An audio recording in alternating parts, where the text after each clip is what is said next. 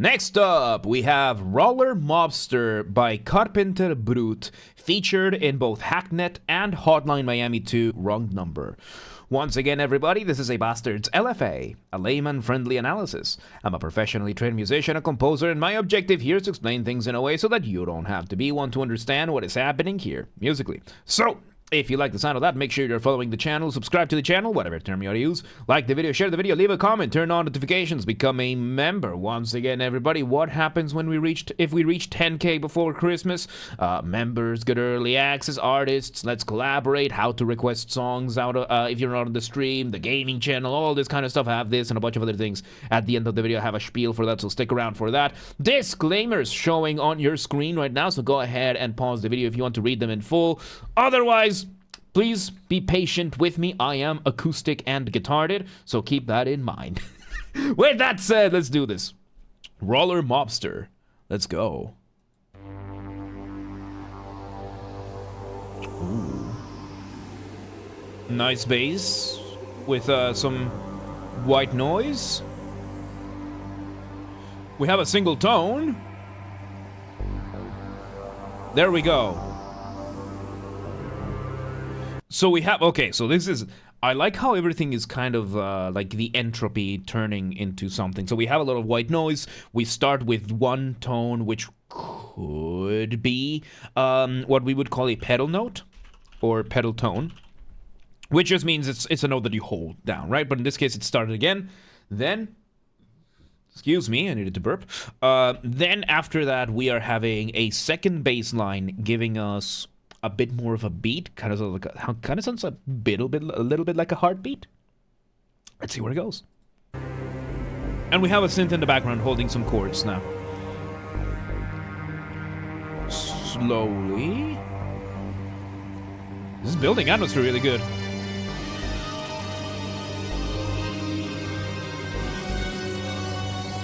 And there it is. We get our initial motif. Motif, of course, being the smallest version of your musical idea, the seed, the essence from which everything else comes from. And usually, this is really cool. So we're having this one, and in this case, what we are doing is instead of playing the notes one by one, we're just holding all of their notes and kind of turning them into a chord. This is very rare to see, that you're turning your motif a little by little into a full-blown chord. For example, right now, if we were to do it with this one, right?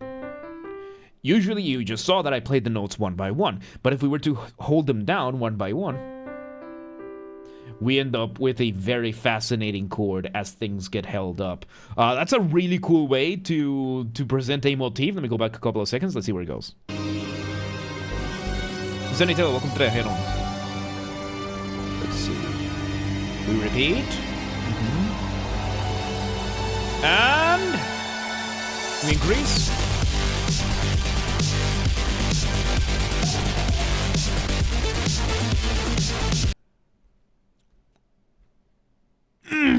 That was nice. So we bring in our initial beat. We bring in this really cool drum. We have a drum with a syncopated bass line. And then we have the synths in the background. Sometimes they're holding the chord, sometimes they are arpeggiating. So let's start with the concept of syncopation. Syncopation is when you play either against the beat or against the metronome. In this case, we're playing against the drum beat. We are having whenever the drum hits, then we're having the bass going in the spaces in between, right? So we're getting that kind of thing. Giving that sense almost of locomotion of this is giving a really good sense of pace.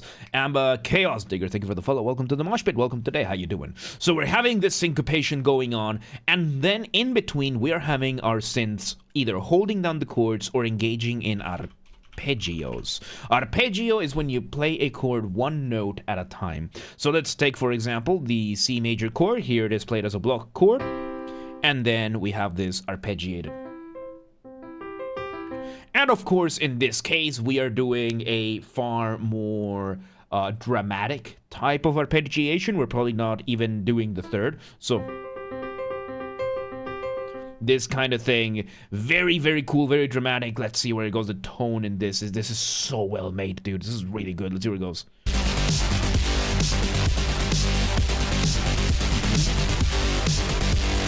Oh, and we have a second bass. So we're still using two basses over here, which is also extremely rare. It's really rare to use two basses.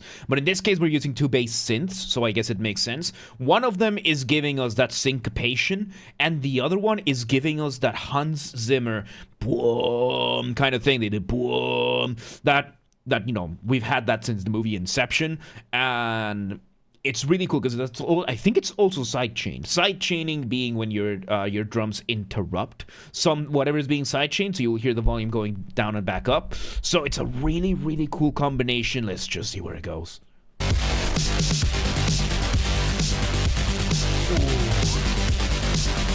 All right, we don't.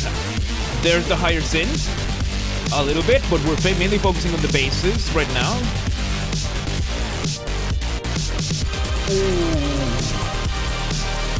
Oh, that was really cool. So we engage in a quick moment of partially the motif to bring cadence into the next part. Because once again, when you're making music, you're doing one of two things. You are building tension or you are resolving that tension. That point in between, we call the cadence. Now, cadence, the whole point of this tension and resolution is to create motion. You want motion, you want momentum. You want that, you want your music to move forward very, very nicely. Riz Khalifa, welcome today, how you doing? So we're having this going on right now, and since usually this kind of music, you have to repeat things a lot. By the way, when you repeat things a lot, what has been happening here is called an ostinato. When you repeat something over and over and over again, it's called an ostinato. So we're having the ostinato happen, so we engage in this brief moment where we change the melody around of the bass, which signifies, hey, we're doing something else now. So let me go back a couple of seconds and let's hear it again. Oh, and some of that little syncopation there. Now we bring the synths high up, holding those chords, similar to what we did before. I really like the design of those synths, dude, because it's partially a synth and it kind of sounds a little bit like an organ, like a pipe organ. So having that mix of both is really cool. Is really cool. Like the design here, absolutely, absolutely beautiful. Let's see where it goes. Variation of the motif on the melody. Building. Oh, that was a very nice moment of going off the ramp. Off the ramp, of course, being a colloquial term that I use. Colloquial, by that I mean there's no official academic definition for this, or at least I'm not using it for the sake of simplicity. And off the ramp is what I call a specific type of transition that makes your listener feel suspended up in the air at the mercy of inertia, waiting to see where you land. How do you do that? Remove the drums. Maybe the bass as well. In this case, we just removed the drums. We allowed the bass line to do its thing, and now we jump back, we bring in the drums again, we bring in the bass, and now we are having once again the synths doing those arpeggios. And I think the motif is being largely played in the bass, which is also unusual. These are a lot of unusual decisions. These are a lot of things that are usually against common practice. Because don't forget, in music, what we call rules is very rarely something that you should never, ever break, because then you break sound. It's because these are common practices. It's what is known to work. And in this case, we are having some really cool decisions being made here that we are playing the motif in the bass. We are keeping this momentum over here. We are now bringing the synths forward, having two basses. Fairly unusual. Fairly, very extraordinary, but it is working. Because, as we can very clearly see, Carpenter Brut here knows exactly what is doing. So, let's see where this goes. Oh, we have a bit more motion in the bass. Ooh, another of the ramp moment. And now... Ooh. Okay, so we had a brief moment here of speeding up what we call drum fills. So a drum fill is when you change the rhythm in your drums to... It's kind of like it's kind of like a rhythmic cadence in your drums, because usually drums in this kind of music are going to be playing mostly the same thing. So before you switch over to a different rhythm or something like that, you're going to use a fill so that you change the drums around. They do a little bit of something different than the rhythm to signify, hey, we're about to change things around. So there you go. Not judging, that's an interesting way to say that word. Decisions. Oh yeah, because I'm not saying in the decisions. You want me to speak in the Royal Spanish, where the C is pronounced it's pronounced with the lisp. All right, so yeah, we're having this. We did have a change here. Let me hear it back. Oh, brief moment there. Oh, the silence.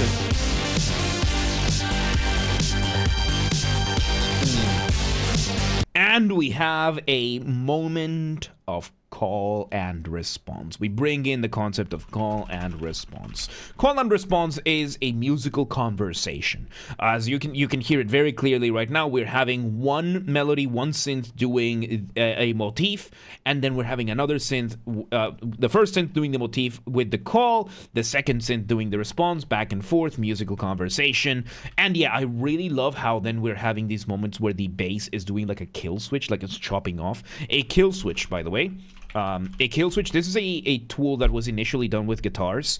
It was a button or a switch that you press it, you cut off the audio to the guitar. You release and the audio continues going through. One of the best artists to ever use the kill switch is Buckethead.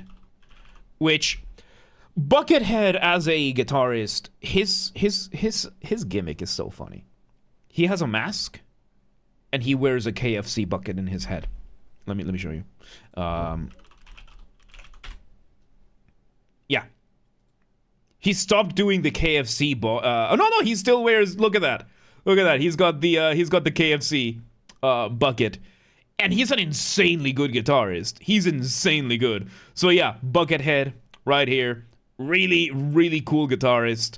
And he's one of the best to ever use the kill switch. So yeah, mask and a bucket of KFC, so Buckethead. Naming things was a lot easier back in the day.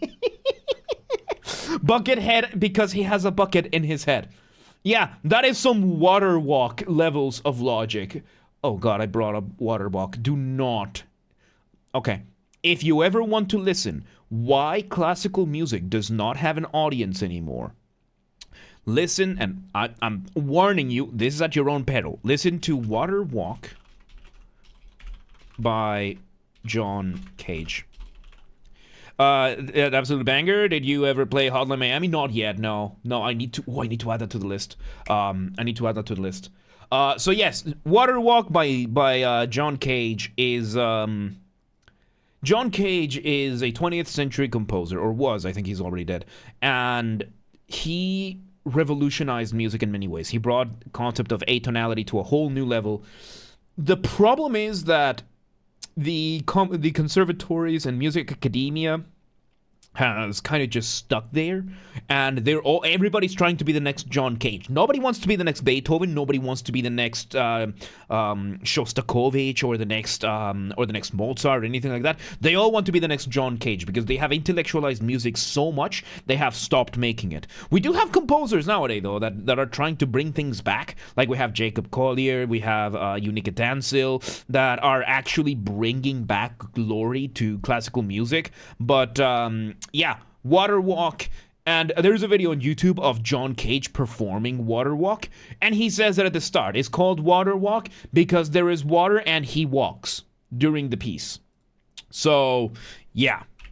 Ever listened to my pal Foot? No, I have not. So, yeah, I definitely need to, to play Hotline Miami, but that's in the list. I think it's in the list. I think it's on the list. I'm gonna remind me to check after this LFA. So yeah, let's do this. Let's continue. Let's see where it goes. So here by the call, there's the response, and ooh, we switch the call and response around. Ooh, they're really cool.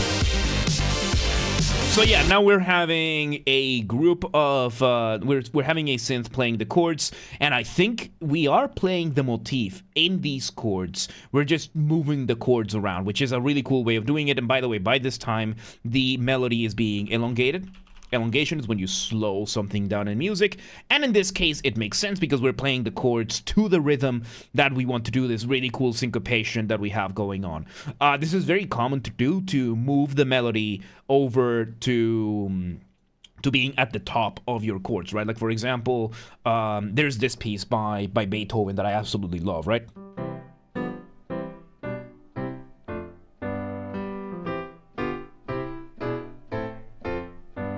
So with the rest of the chords, this sounds really cool. The melody by itself,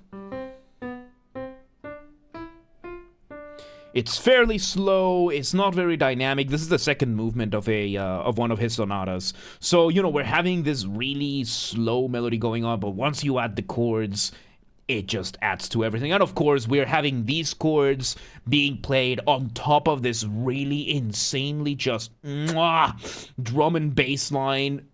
This is so good. Let's see where it goes. People intellectualize theater. People are over-intellectualizing everything in academia lately, and that's why higher education in general is getting such a bad reputation. Because these academics they're so stuck in their ivory towers, and they have become so addicted to their own perceived power in the culture that they have completely lost touch with reality. It really is that simple, because it's not just in music, it's not just in the arts. The arts were the first to fall in that sense, because yeah, it's all, I'm not gonna get political here, but yeah, it is a disgrace what has happened in higher education, and it's all the same phenomenon. It's these people that are desperate to be called smart by others, not just others. They're desperate to be validated by other people in their field, and yeah, we're gonna leave that at that. So yeah, let's continue here. So we're having this. Oh, we bring in so let me go back a few seconds. We're having...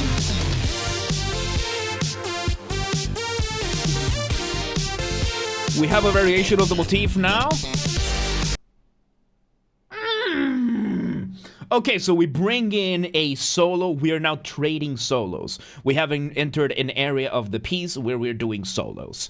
Solos, when you're making music, you want to keep a careful balance between what is familiar, what is new. Too much familiarity, too much of the same material, too much of the same thing, you risk boring the listener, they tune out. Too much new material too quickly, you risk overwhelming the listener, they tune out. There is one universal exception, which is solos. And in this case, we are engaging in solo. We're doing the concept of call and response with solos. We bring in the synth doing variations on the motif. And the cool thing about solos is, and with all these exceptions, is that you can do whatever you want as long as it sounds cool enough and as long as it fits enough, you can get away with whatever you want, which is exactly what is happening over here. We're doing a solo from the synth first, then we heard the bass respond with a very quick solo over there, which those bass solos are something else, dude. Bass solos are something. If you ever want to see some insane bass solos out there, check out Charles Bertud, Davey 504. These are YouTube channels, and then Peter de Reina. He's the bass player of Seven Spires, and I think he also plays in a band called I think it's OK Good Night. I think it's the name of his other band. Insane bass players, all three of these. Funnily enough, Charles and Peter are also from Berkeley, so insanely good. Davey 504. Then there's also, of course, the GOAT being Victor Wooten. Victor Wooten being absolutely just... So yeah, these guys over here, insane bass players, and they engage in solos like this. Some absolutely insane stuff. Let's see where it goes. So we continue the solo with those chords being played. Little break over there.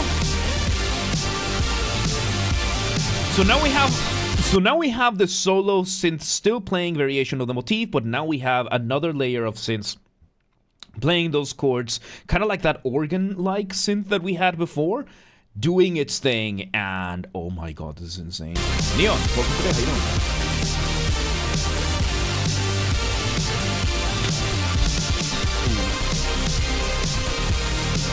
And we have sequenced now the motif. So instead of just repeating the motif, we have now engaged in sequencing. Sequencing is something it's another way that you can develop your material. Sequencing is when you repeat the same musical idea in a different spot in your scale. There's two ways you can do it, really. One is diatonic, and the other one is chromatic. I think chromatic is the right term. Diatonic means that you're playing within the scale that you're in. Let's take, for example, we're playing in the scale of C major, right? Which is all the white keys in the keyboard with none of the black keys. If anything we play then, that includes the white keys while we're in C major, will be diatonic to the key of C. However, if we were to include any of the other black keys, then we engage in chromaticism. School, but still want to say, oh, classical VIP, thank you for stopping by, and take care. Take care. That's what matters. Go eat some. Go consume some Pepto-Bismol, or whatever, or Reni, or whatever variation you have. So yes, we have diatonic and sequencing. As I said, you have two ways. Diatonic means that it's relative to the scale that you're in. Chromatic means that you're using absolute values. So let's take a simple motif, right? Let's say this. Let's do this, and if we sequence it, the point of sequencing means that we're going to repeat it from a different starting point, but we're going to keep the same melodic shape. If we do it diatonically, then the distance covered might not be the same, but we're just playing, relatively speaking, from the different notes. However, he needs. I don't know, dude. Over here in Hungary, you have Reni. In America, there's Pepto-Bismol. There's a bunch of different ones. I know that in poor countries, you just do sodium bicarbonate, that kind of stuff. Or otherwise, go check with a doctor. That might be the most like the best thing, probably. So yeah. So yes, we're having this. So let's say we have the original. And if we, oh, Jesus Christ, so clean. No.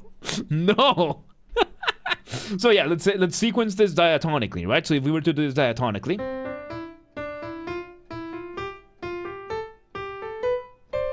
I can almost play music, I promise. So I'm not a pianist. So we have that, and if we were to do this chromatically, then we're using absolute values. So if we were to do this, there would be really two ways to do this. One of them would be to keeping the absolute value scale.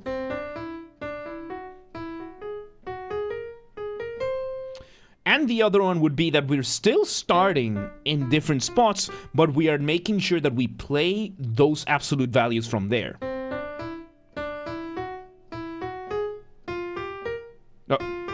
So what?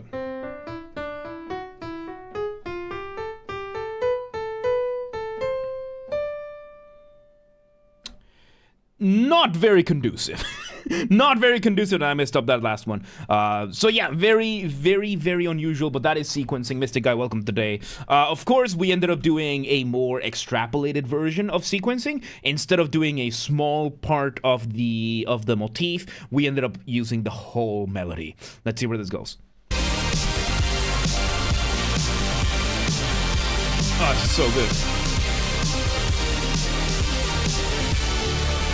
Up, we remove the drums, and...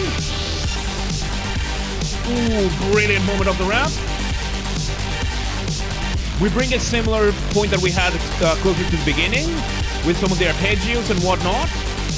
We bring the original bass line and everything, and... Whoa, false ending. And... Another false ending, cheeky bastard.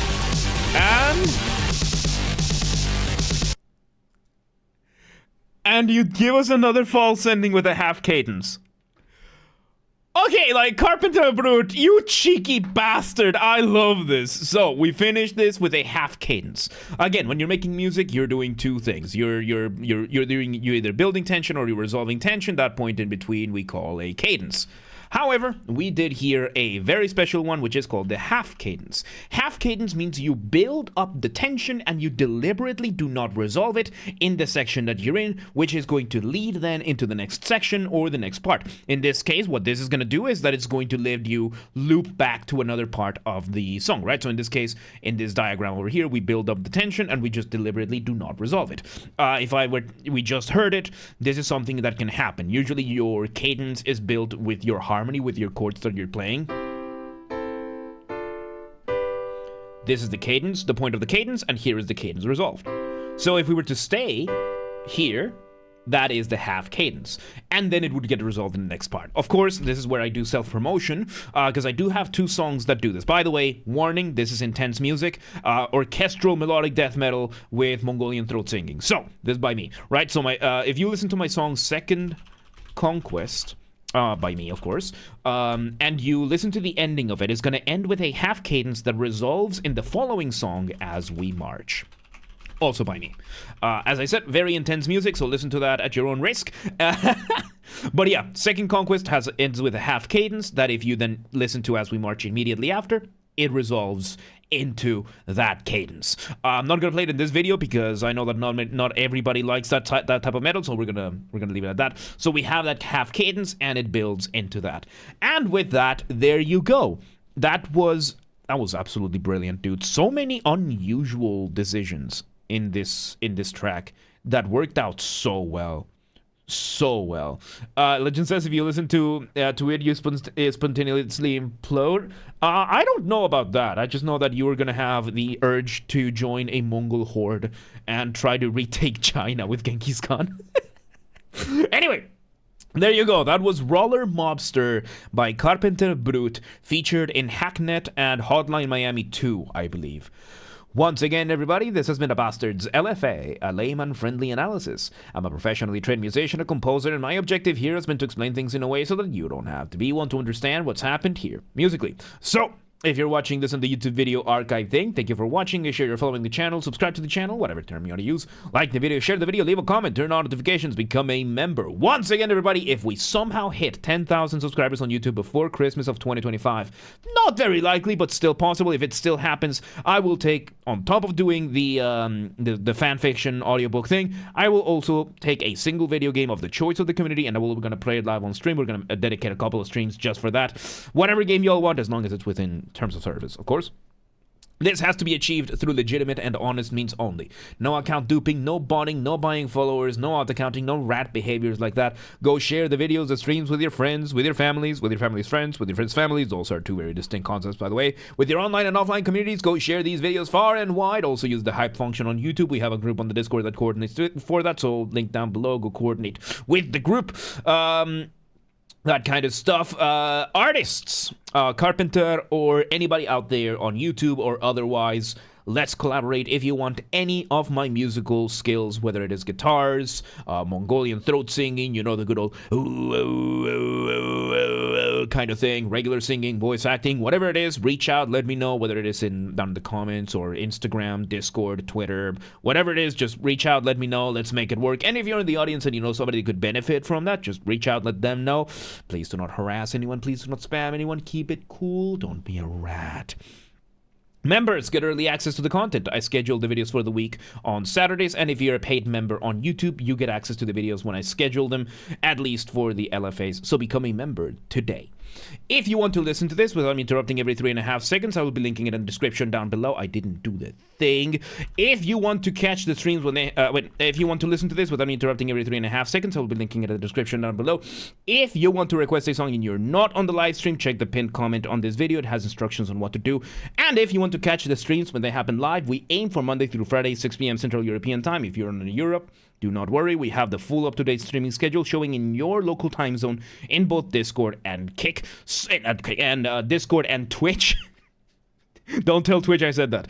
On Discord and Twitch, both are linked down below. So if you live in Licking, Missouri, and you're like, yeah, but what time is 6 p.m. in Hungary? I don't live there. Don't worry, just go to Discord or Twitch. Both are linked down below, and the schedule is going to show there in your local time zone. And follow the gaming channel. I have a gaming channel because, of course, I have a gaming channel. I'm on YouTube. What else could I possibly have? Games are Bastard. That's where I put the gaming after show recordings when they happen. We record them live on stream and then we put them over here. Yeah. Same username as James R. Bastard, which the link is down below. Same username as James R. Bastard, swap the J for a G, and you got it. And yeah, there you go. Roller Mobster. That was absolutely insane. That was really good stuff, really good stuff. But yeah, let's move on.